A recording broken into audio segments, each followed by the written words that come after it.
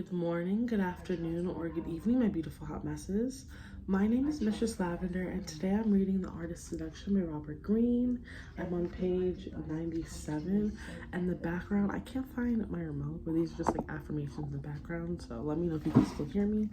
But again, let's begin on 97, but don't forget to like, comment, and subscribe, and turn your post notifications on. Let's begin. Chapter 8, Create Temptation. Lure the target deep into your seduction by creating the proper temptation, a glimpse of the pleasures to come. As the serpent tempted Eve with the promise of forbidden knowledge, you must awaken a desire in your targets that they can't control. Find that weakness of theirs, that fantasy that has yet to be realized, and hint that you can lead them towards it. It could be wealth, it could be adventure, it could be forbidden and guilty pleasures. The key is to keep it vague. Dangle the prize before their eyes, postponing satisfaction, and let their minds do the rest. The future seems ripe with possibility. Stimulate a curiosity stronger than the doubts and anxieties that go with it, and they will follow you. Most of the time, people struggle to maintain security and a sense of balance in their lives. If they were always uprooting themselves in pursuit of every new person or fantasy that passed them by, they could not survive the daily grind. They usually win the struggle, but it does not come easy. The world is full of temptation.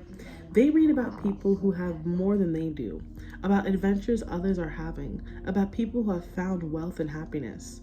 The security that they strive for and that they seem to have in their lives is actually an illusion. It covers up a constant tension.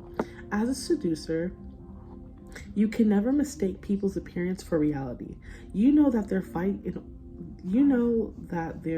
to keep order in their lives is exhausting, and that they are gnawed by doubts and regrets. It is hard to be good and virtuous, always having to repress the strongest desires. With that knowledge in mind, seduction is easier. What people want is not temptation. Temptation happens every day. What people want is to give into temptation, to yield. That is the only way to get rid of the tension in their lives. It costs much more to resist temptation than to surrender. Your task, then, is to create a temptation that is stronger than the daily variety. It has to be focused on them, aimed at them as individuals, at their weakness. Understand everyone has a principal weakness from which others stem. Find that childhood insecurity, that lack in their life, and you hold the key to tempting them. Their weakness may be greed, vanity, boredom, some deeply repressed desire, a hunger for forbidden fruit. They signal it in little details that elude their unconscious control. Their style of clothing, an offhand comment, their past, and particularly their past romances, will be littered with clues. Give them a potent temptation. Tailor to their weakness, and you can make the hope of pleasure that you stir in them figure more prominently than the doubts and anxieties that accompany it. A child has little power to resist. It wants everything now and rarely thinks of the consequences. A child lies lurking in everyone, a pleasure that was denied them, a pleasure that was repressed. Hit at that point. Tempt them with the proper toy, adventure, money, fun, and they will slough off their normal adult responsibilities or reasonableness. Recognize their weakness by whatever childlike behavior they reveal in daily life. It is the tip of the iceberg. Remember to keep the future gains vague, though, and somehow out of reach. Be too specific and you will disappoint. Make the promise too close at hand and you will not be able to postpone satisfaction long enough to get what you want. Temptation is a twofold process. First, you are grotesque, flirtatious. You stimulate a desire by promising pleasure and distraction from daily life. At the same time, you make it clear to your targets that they cannot have you, at least not right away. You are establishing a barrier, some kind of tension. The barriers and tensions and temptations are there to stop people from giving in too easily and too superficially. You want them to struggle, to resist, to be anxious. In days gone by, such barriers were easy to create by taking advantage of pre-existing social obstacles of class, race, marriage, religion. Today, the barriers have to be more psychological. Your heart is taken by someone else. You are not, you are really not interested in the target. Some secrets hold you back. The timing is bad. You were not good enough for the other person.